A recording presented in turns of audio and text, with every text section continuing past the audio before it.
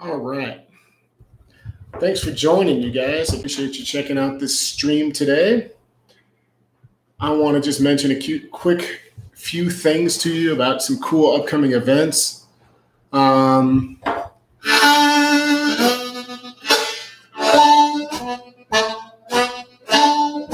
How's the audio? Let me know that that's okay.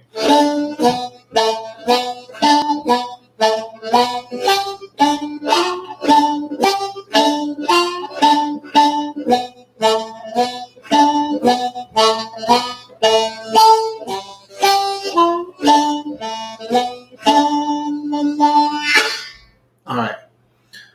If you have any issues with this audio today, please let me know before this broadcast goes too far along. I'll talk a little bit about something that I discovered today. Before I mention these quick announcements, I'm actually going to give away a tip. I think it's kind of cruel and unusual to make somebody wait through an entire broadcast just to get to your announcements. So if you're not interested in any harmonica events, you don't have to check it out. Cool. Thanks, John. Yeah, but let's talk about something I discovered with my students recently. This is kind of really interesting. I find this to be something that, I don't know. I think it's going past a whole bunch of players. So it has to do with volume, tone, and breath control as it relates to embouchure specifically. Hey, Jim, thanks. Appreciate it. So what I want to mention to you is if you're a pucker player and you have not closely examined what's going on with your embouchure specifically, again, if you're a pucker player first, because what's happening to a lot of people I'm noticing is that they're not paying attention to the amount of inward pressure. Now, if you've never thought about this when you play harmonica, when you kiss the harmonica to get a single note, if you live on the outside of that, it's hard to get two single notes. You end up getting two notes at once. You have a weak tone and you have low volume. And if it's not you, you've met somebody like this. They're blowing on the outside of the instrument. Get that thing in your lips if you're a pucker player and push. Gently. It doesn't have to be a lot of pressure. But when I'm playing, I'm constantly applying a pretty specific amount of pressure as I move.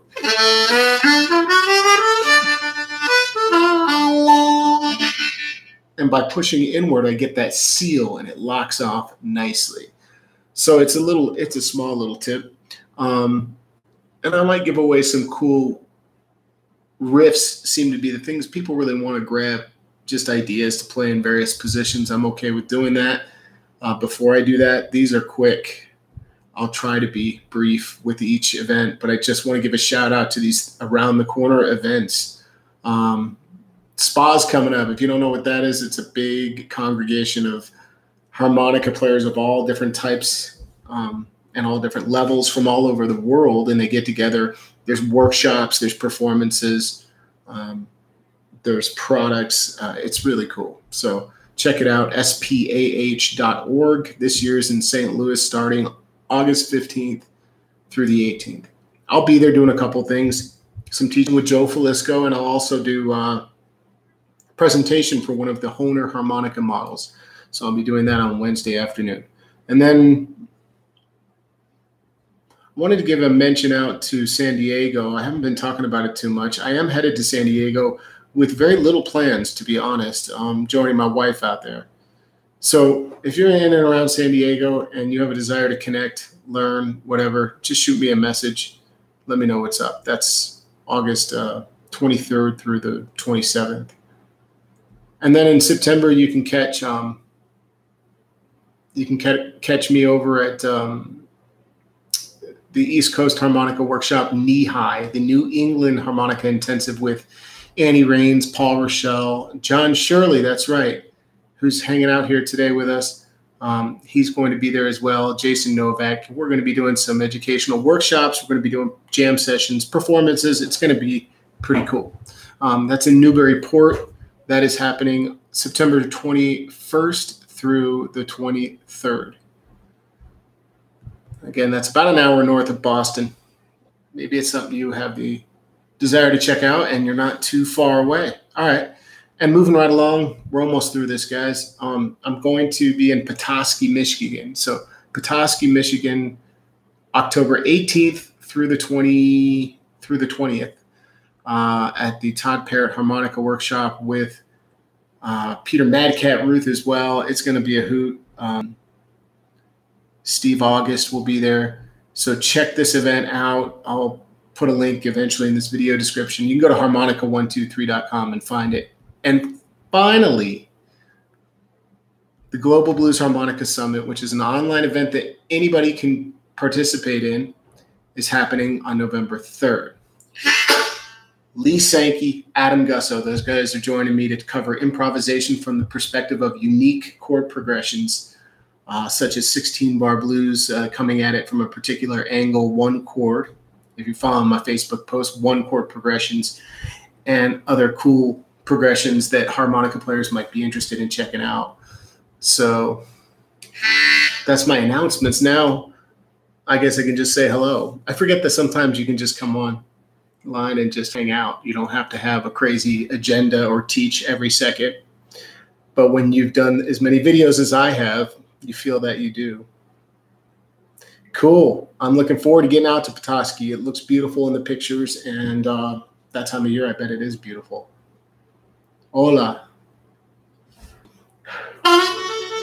Here's a tip for you. If you're getting into playing, just try all your workouts. I call them workouts, your exercises when you're running patterns and scales or whatever you're doing.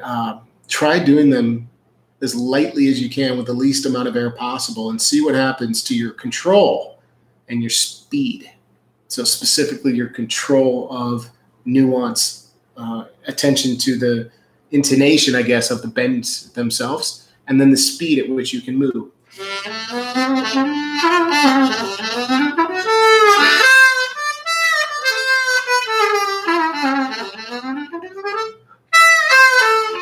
You'll find that you actually hear more nuance in your own playing. You start to pick up on these little things.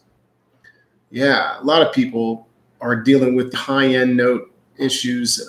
Blow bending starts by taking your time, like I'm saying, and blowing gently, Colin. If you play up here, it's not the force that's going to give you that blow bend. It's the tongue position. So all I can recommend is a steady stream of air. This is the shape of my lips. And the tongue is up and kind of flushed out on the top and forward. And what you do is close up your mouth and then try blowing. You should feel that there's blocked pressure. That's what we're doing when we're bending notes. If you haven't been shown or taught or explained this, you're basically choking. That's what old timers would say, choking a note. So you're choking this airflow.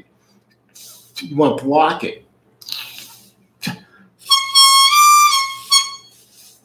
It feels like that. It's kind of funny how that happens.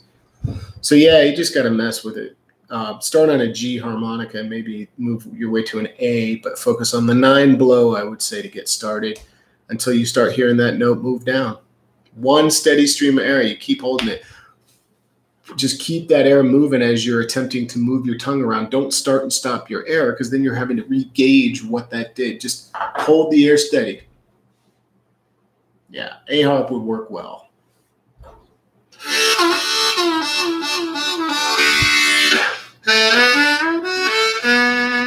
And I hope some of you guys will really check out these events. I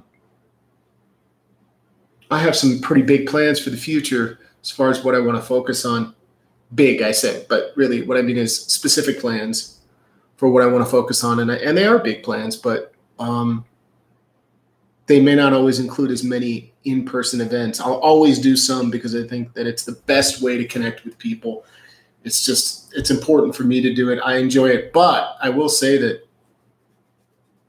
with my new thing that I want to focus on here, not so much new, but where I want to steer my attention may not allow me to do as many of the in-person events. Interesting observation. Well, I was invited to Scotland and I did not make it a couple years back. Maybe I should take I'll look at that again. That would have been from Tomlin Lecky in the event that he hosts in Edinburgh. And I did not make it. That was the year that David Barrett went out there. I would love to come out there. I've been there once. I've been to Edinburgh once, literally for a day. I was delivering some package. It was crazy, dude. It was like some scene out of a movie or something.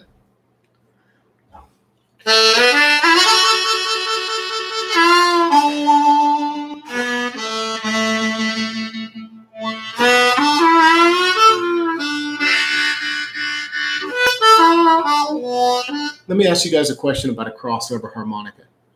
This is cool. And because these videos are recorded and other people will see it eventually,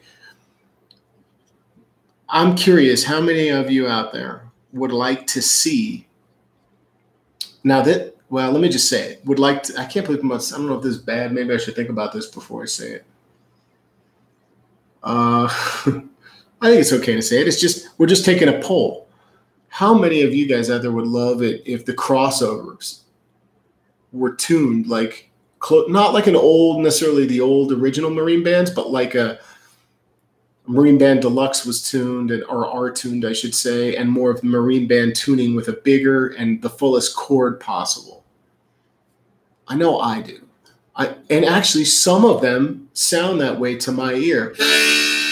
Close enough with this compromised tuning. It actually sounds really nice to my ear. So I say that cautiously because, I don't know, I mean, they already sound good, but every once in a while, the nuances, the intonation of the tuning of the Hohner instruments out of the box are so, can just barely be, you know, slightly different. I hear that difference especially when it comes to those chords. So I'm wondering, hi, what's up, Herb? If anybody else feels like they would just love to have that traditional tuning, but on a crossover with the bamboo and all that. Basically, you're going back to what a Marine Band Deluxe is. What's up, Thomas? I know I would, and I think that it's probably pretty easy to change over your harps, but, you know, that's not my forte. It's not what I'm doing. Well, cool. I hope some of you guys, yeah, the Deluxe is great. You can still get them through Rock and Ron in the U.S., and you can buy them abroad. They're basically this exactly. They're a crossover, but with pearwood instead of bamboo, and the tuning is slightly different. Yeah, more like a traditional Marine band. I think I do too.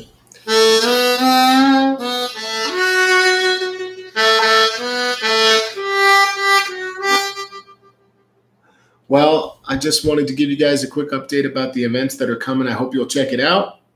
Thomas, we were talking about Scotland. I know you're in Amsterdam, but we're talking about Scotland, man. And you know, I gotta make a focus and make it head out your direction as well one day.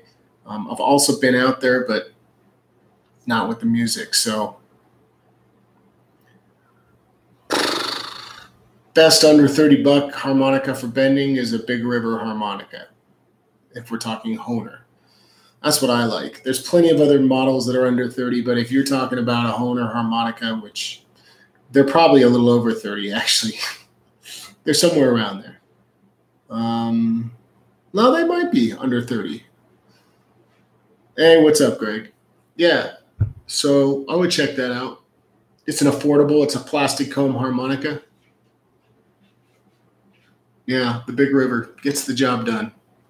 You can definitely keep in mind a lot of that is just the practice, but of course I know what you mean. The really cheap ones are very challenging.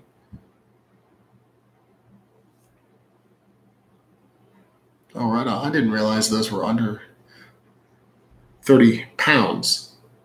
I'm assuming that is, but yeah. You have a gig and 2 rusty harps, that should go well.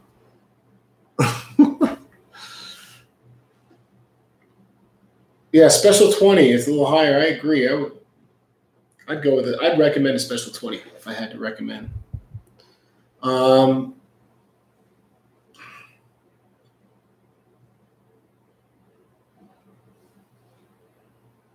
Right on. Right on. Well, thanks for checking it out. I remember when I came out with those licks on CD, and I was just printing CDs at this manufacturer that would print a stack of like CDRs or whatever. And then I ran out and went, I'm never going to do that again. I ordered them maybe one more time, and then everything's digital. No plans for Orange County or LA, but yeah, exactly. What's a CD? Yes, I do have a key of B harmonica. It's good for F sharp if you want to play cross harmonica. Want to play C sharp minor, and it will also come in handy. Want to play B major first position, it'll come in handy for that. The Rocket Low has my bass, has me doing like this on the box. That's some goofy picture. They just chose it random. But yeah, that's the Rocket Low, which is a killer harmonica, I must say. I don't have it in front of me.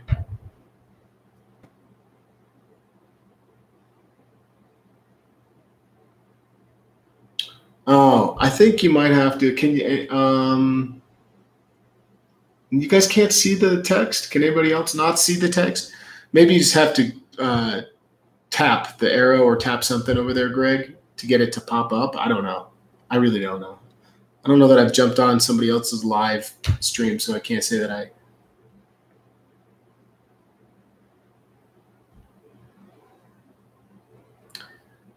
I'm guessing that means Adam Gusso. Is that right? Click on the live chat instead of top chat. Did you catch that, Greg? Yeah, live chat. Yep. I'm not sure what you asked me, Colin, but I think you're asking about Adam. I certainly do team up with him plenty. Last one was out in California, Northern California. I can't remember where the hell we did the event. Yeah, he found it, Thomas. All right, cool. So, you know, somebody says, somebody was saying that you should just do a live event spontaneously, which I'm fine with being spontaneous. But after a while, you know, unless you get some good questions rolling in, or if I have something planned, after a while, it gets kind of, you know, I don't want to put you guys to sleep is what I'm saying. So if you're at Spa, if you're headed to Spa this year, by the way, and you're watching this and you want anything from me, please message me. That means instructional material on a flash drive or music, particular music, and you know ahead of time, that would be great.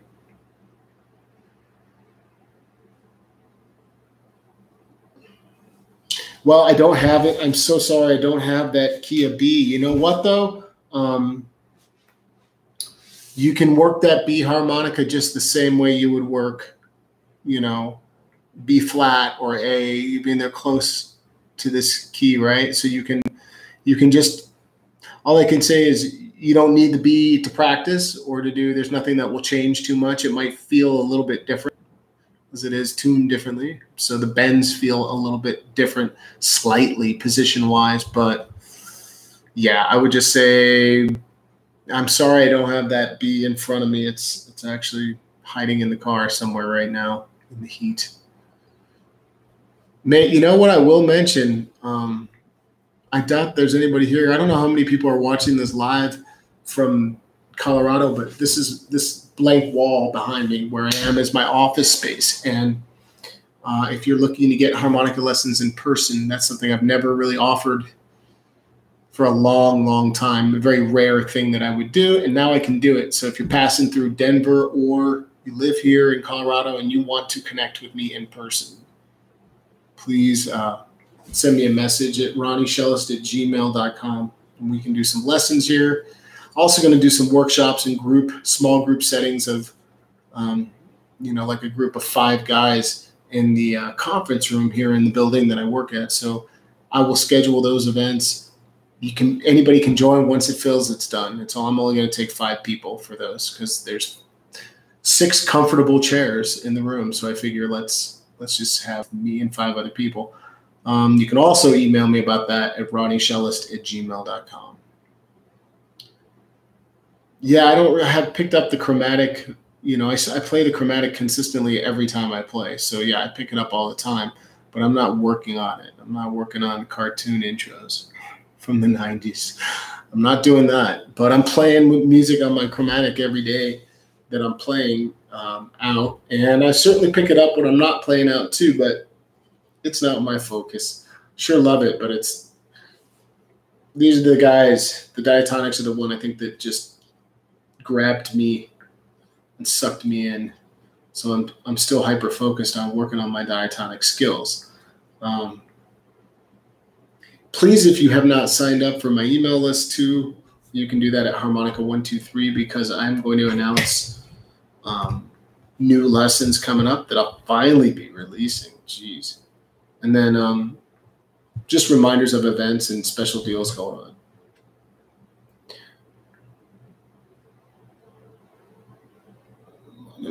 First Honer Rocket Low, Honer and Brand crossover. Those are nice. I think you're going to really dig the Honer Rocket Low and the crossover.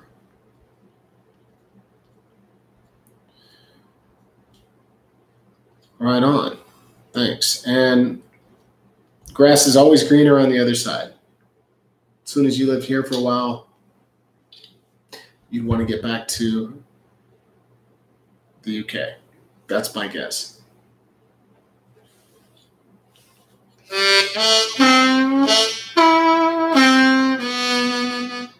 Well,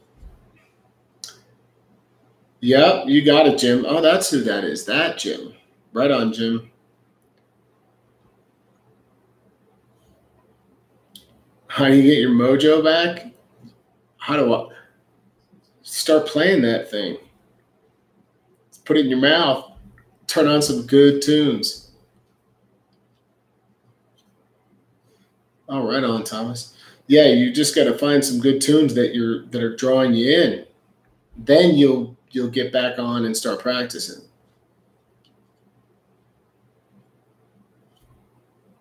Because if your brain isn't like constantly searching for something to, latch onto, then you'll kind of just noodle. But if you get inspired by something, you'll kind of focus yourself around that. So if I were you, I would just find some music that's going to pull you in. That's what I would be doing.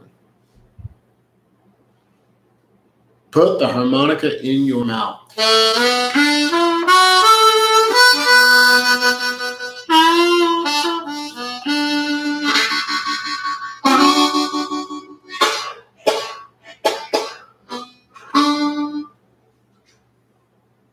I hope you guys are excited for this upcoming Global Blues event, November 3rd, because Lee Sankey is one of my favorite players. He's just a great diatonic player, and his teaching skills are off the charts. I think he's a really good communicator, and he's just one of those guys you want to learn from.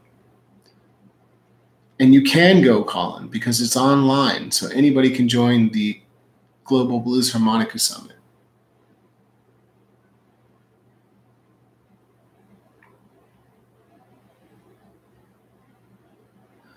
Thanks, Herb. Yeah, the Honer Rocket Low and yeah, I mean, all the Rocket Lows are cool because you don't have to spend quite the money that you'd spend on a Thunderbird, and I think they sound great. So who am I listening to? My mix is ridiculously eclectic. So let me pull up. Let me see if I can find my little song list thing. I've been listening to a bunch of Joe Pass. I listen to a lot of jazz. I kind of like Grant Green. I love listening to Grant Green, but I listened to his music for so many years. I started looking for other guys outside of that, started discovering deeper realms of Joe Pass. And, I'm listening to a lot of what my students are studying is what I'm listening to, Eric.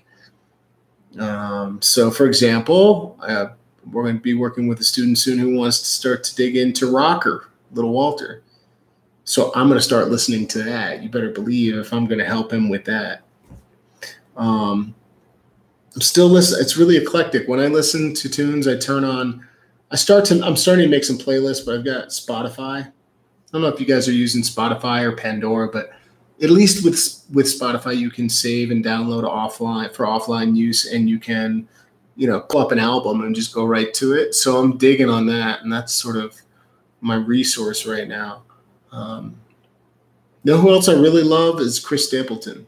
I'm really following Chris Stapleton closely because I feel like out of all the cats that are killing it right now on the scene, he is, they say country, right? Country artist, but he's really a blues guy, a rocker, and a country guy. He's doing it all. So if there's one guy that I've got my eye on for singing and for songwriting, just love it. And of course, Mickey Raphael is playing on some of his recordings. So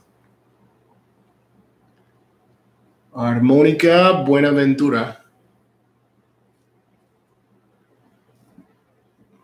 Lo siento.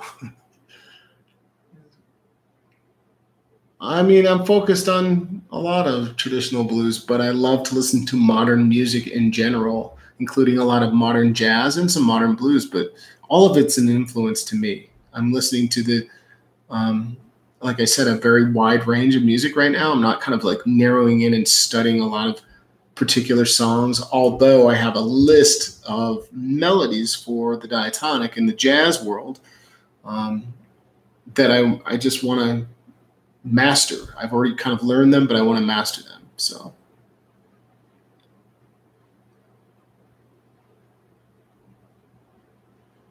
yeah, that's cool.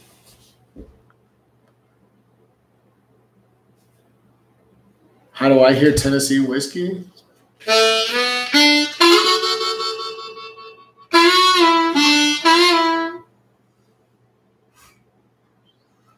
I don't know. I mean, how do I hear it?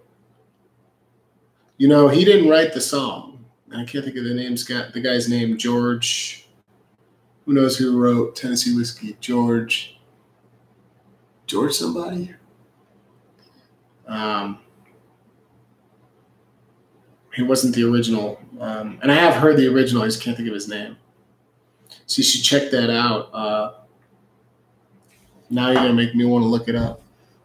But yeah, can't think of his name. But yeah, the song is killer. I mean, it's perfect for harmonica, actually. I mean, and I've played harmonica on it live with Jerry Hunt. We've done that. But the melody's right there in cross harp, so it's kind of nice. I can't think of the intro there.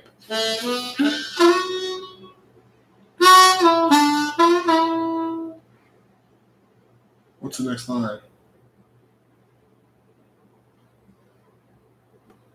George Jones? That might be it. Maybe. So at any rate, one other big topic that I kind of live streamed on it. Or no, I didn't. Did I not? I didn't.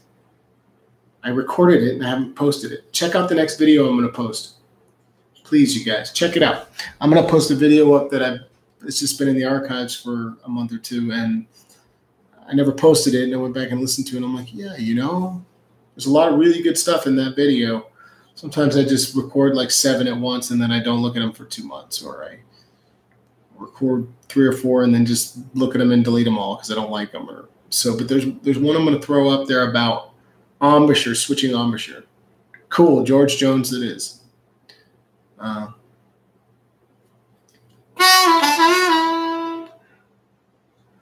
This is gonna bug the crap out of me right now because I'm gonna want to be hearing the melody. Right on, Sam. Thank you. Thanks for checking me out here. We're just hanging today. Made some announcements. Go back and watch the video when you get a chance, and maybe we can connect in person. Been doing a lot of gigs here locally that I don't share or post about on YouTube or Facebook because a lot of them are more private, I guess, private gigs and gigs that are maybe not private but not exactly public. They get community stuff that if you don't live there type of thing.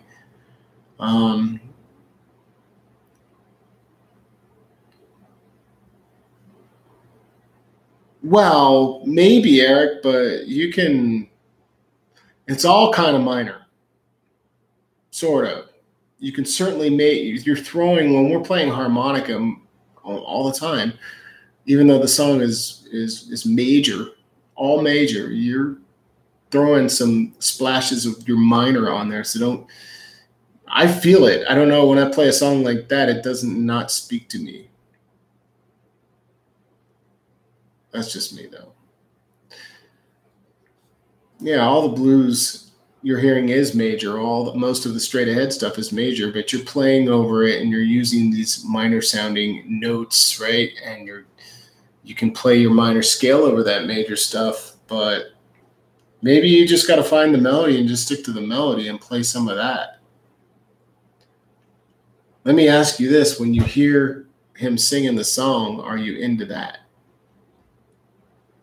You know, if you can feel the way that he's singing it, that's the way you want to approach probably your playing to it.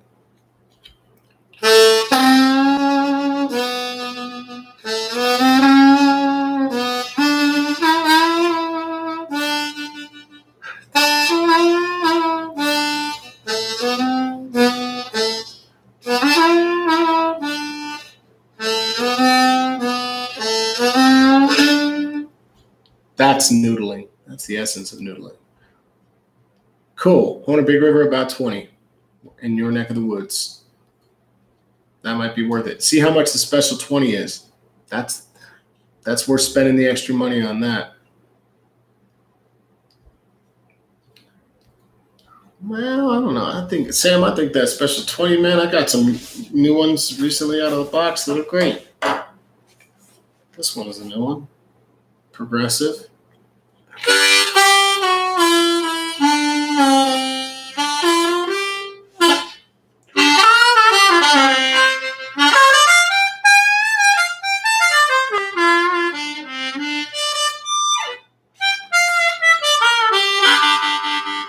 And they're tuned pretty cool. Yeah, you might have just gotten one out of the box that's needed a little bit of attention, and that does happen. So, all right, my friends. Yeah, go for that one. Definitely go for the special 20. As far as between Big River and special 20. What makes what 3-draw play so well? This 3-draw?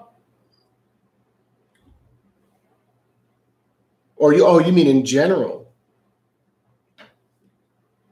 It's got all these notes in there.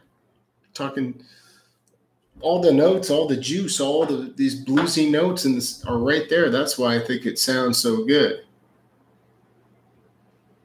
Well, you can't get it perfectly, then you got to move slow with your tongue movements. Just practice moving very slowly. So from a draw note to the very first bend, see how slowly you can go into it.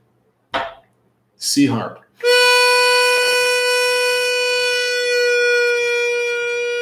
Just try to make it move a tiny bit. And by what you learn and what the tongue does in that small movement, you continue to exaggerate all those small movements. I'm going with the special 20. You're talking to a Hohner and Dorsey though, so. But I honestly choose the special 20, even if I didn't. That would be my choice, personally. This is turning into a harmonica forum. This is okay. That's one of the. From what amplifier do you have? Well, I have a lot of amplifiers. You know, I've got a 57 Supro, Valco Supro.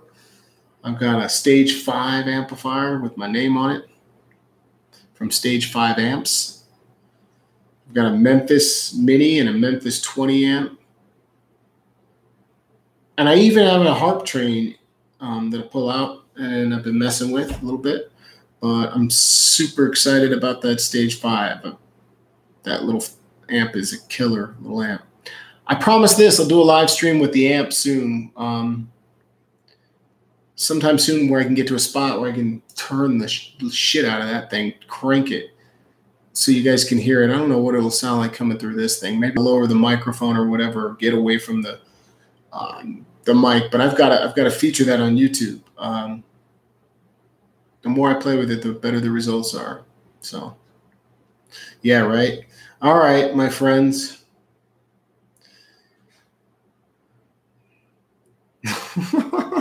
That's funny.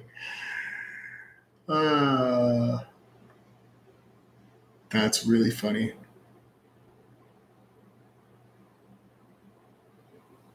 No, I don't use any anti-feedback pedals. Just work on the technique. It is technique. I mean, unless you are literally in a situation where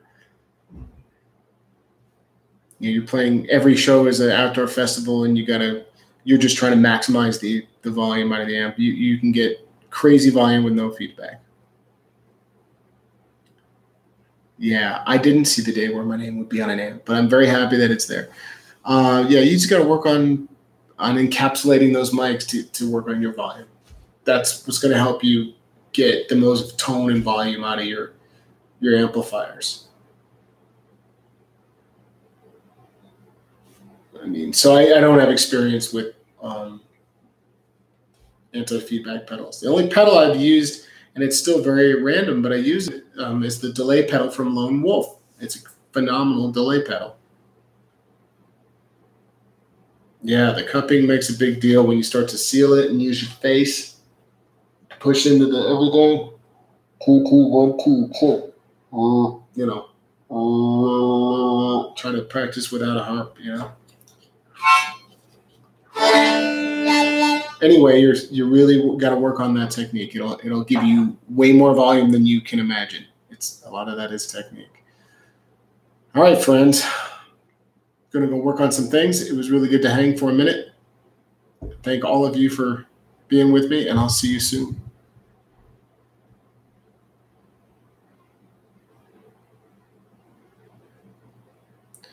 Thank all of you guys for being here. I appreciate it. I'll be back. I'll do a bunch more tuning in. It'll probably be random and not scheduled. This was an experiment. But I'll be doing these for sure. And I do think I should have a topic though when we jump on. It's nice to center around something and not divert too far out from a topic. But the Q&A style open forum thing, that's cool. If you just want to hang out, come back and I'll see you soon.